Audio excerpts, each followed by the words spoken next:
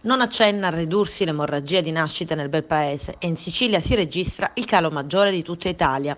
Sulla base dei dati diffusi dall'Istat e relativi ai primi 8 mesi del 2019 possiamo stimare che nell'arco di tutto l'anno appena trascorso siano venuti alla luce in Italia 11.416 neonati in meno rispetto all'anno precedente. Un crollo che ha colpito in particolare le regioni del sud, Sicilia in testa. Parola del pediatra Italo Farnentani, ordinario alla Libera Università degli Studi di Scienze Umane e Tecnologiche di Malta, che da anni monitora l'andamento della natività in Italia. Se nel 2018 sono nati 439.747 bebè, per il 2019 possiamo stimare 428.331.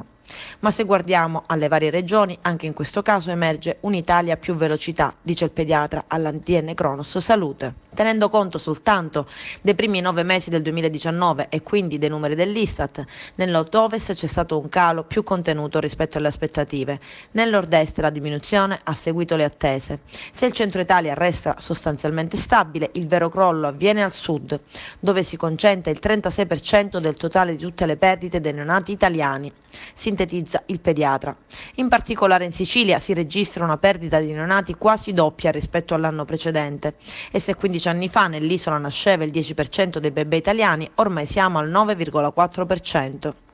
Dove c'è lavoro, afferma Farnentani, ci sono le nascite. Se i giovani sono in qualche modo spinti a trasferirsi, la ben nota fuga di cervelli si traduce anche in fuga di culle, conclude il pediatra.